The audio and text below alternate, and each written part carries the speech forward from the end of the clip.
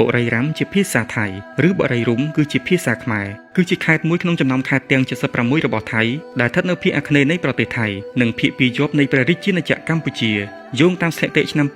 2019បុរីរាំមានប្រជាជនរស់នៅជិត1,600,000 នាក់យោងតាមចំនួនថ្មីបំផុត 27.6% នៃប្រជាជនគឺនិយាយភាសាខ្មែរក្នុងជីវិតប្រចាំថ្ងៃតាមការសិក្សារបស់អ្នកបុរាណវត្ថុវិទូបានរកឃើញភស្តុតាងនៃការរស់នៅរបស់មនុស្សតាំងពីសម័យបុរេប្រវត្តិនៅក្នុងសម័យទ្វារវតីក្នុងខេត្តបុរីរាំរួមទាំងភស្តុតាងវប្បធម៌ពីអាណាចក្រខ្មែរបុរាណដែលមានទាំងប្រាសាទឥដ្ឋនិងប្រាសាទថ្មហើយបានរកឃើញទីតាំងបុរាណវត្ថុសំខាន់ៗរួមមានឡដុតគ្រឿងស្មូនគ្រឿងដីដែលគេស្គាល់ថាជាគ្រឿងស្មូនខ្មែរប្រហែល 1000 ឆ្នាំមុនតំបន់ដែលបង្កើតបានជាខេត្តបុរីរាំសប្តាហ៍ថ្ងៃនេះគឺស្ថិតនៅក្រោមដែនដីនៃអាណាចក្រខ្មែរហើយប្រាសាទខ្មែរជាច្រើនបាននៅសេសសល់តាំងពីសម័យនោះមកភ្នំភ្លើងធំជាងគេដែលជាភ្នំភ្លើងផុតពូជស្ថិតនៅក្នុងឧទ្យានជាតិប្រវត្តិសាស្ត្រភ្នំរុងដែលជាទីតាំងនៃប្រាសាទភ្នំរុងដ៏ល្បីល្បាញរបស់ថៃដែលជាស្នាដៃរបស់បុព្វបុរសខ្មែរតាមសិលាចារឹកមួយដែលបានរកឃើញនៅទីនោះអ្នកគ្រប់គ្រងមូលដ្ឋានរបស់ខ្លួនបានទទួលស្គាល់នៅអំណាចរបស់ស្ដេចខ្មែរនៅក្រោយសម័យវប្បធម៌ខ្មែរឬខ្មែរបុរាណភស្តុតាងប្រវត្តិសាស្ត្រនៃបុរីរាំបានចាប់ផ្ដើមលេចចេញម្ដងទៀតនៅចុងបញ្ចប់នៃសម័យអយុធ្យាដែលមើលទៅដូចជាទីក្រុងចាស់ហើយក្រោយមកបានលេចចេញនៅក្នុងសម័យធនបុរីដល់សម័យរតនកោសិន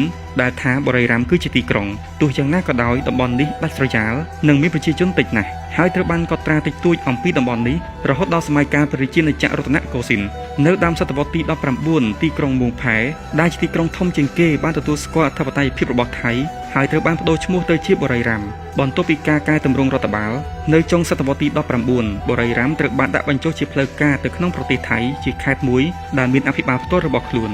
នៅលើត្រាខេត្តមានបង្ហាញអំពីប្រាសាទភ្នំរុងដែលជាទីសក្ការៈបូជាខ្មែរបែបហិណ្ឌូឧទ្ទិសដល់ព្រះសិវៈនៅពេលដែលអាណាចក្រខ្មែរគ្រប់គ្រងតំបន់នេះហើយត្រូវបានបញ្ចប់ដោយជនជាតិថៃនៃព្រះរាជាណាចក្រអយុធ្យាប្រាសាទបុរាណភ្នំរុងនៅតែឈរយ៉ាងរឹងមាំនៅក្នុងឧទ្យានប្រវត្តិសាស្ត្របុរីរាំមានព្រំប្រទល់ជាប់នឹងខេត្តសុរិន្ទនៅភាគខាងកើតខេត្តសាកែវស្ថិតនៅភាគនិរតីខេត្តនគររាជសីមាស្ថិតនៅភាគខាងលិចខេត្តខនកែនស្ថិតនៅភាគខាងត្បូងខេត្តមហាសារខ័មស្ថិតនៅភាគឦសានខេត្តឧត្តរមានជ័យនិងខេត្តបន្ទាយមានជ័យនៃព្រះរាជាណាចក្រកម្ពុជាស្ថិតនៅភាគអាគ្នេយ៍និងភាគខាងត្បូងឈ្មោះបុរីរាំមានន័យថាទីក្រុងនៃសុភមង្គលបុរីរាំមានផ្ទៃដីទំហំ 1080 គីឡូម៉ែត្រការ៉េស្ថិតនៅចុងខាងត្បូងនៃខ្ពង់រាបខូរ៉ាត់ដែលមានភ្នំភ្លើងផុតពូជជាច្រើននៅជុំវិញខេត្តដែនកំណត់ភាគខាងត្បូងនៃខេត្តគឺជាតំបន់ភ្នំនៅព្រំដែនរវាងជួរភ្នំសំផែងនិងជួរភ្នំដងរែកផ្ទៃដីព្រៃឈើសរុបមានទំហំ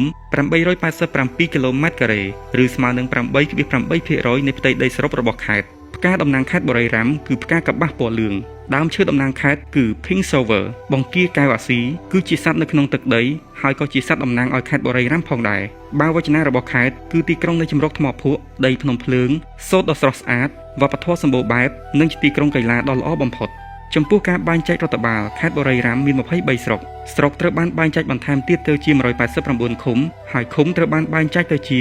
2212ភូមិអាកាសយានដ្ឋានបុរីរាំគឺជាពលានយន្តហោះតែមួយគត់នៅក្នុងខេត្តបុរីរាំបុរីរាំមានផ្លូវ highway ជាច្រើនខ្សែផ្លូវដែកនិងសេវាដឹកជញ្ជូនសាធារណៈជាច្រើនប្រភេទបុរីរាំផ្សព្វផ្សាយខ្លួនឯងថាជាទីក្រុងកីឡាបុរីរាំ United គឺជាក្រុមបាល់ទាត់ដែលទទួលបានជោគជ័យបំផុតនៅក្នុងប្រទេសថៃ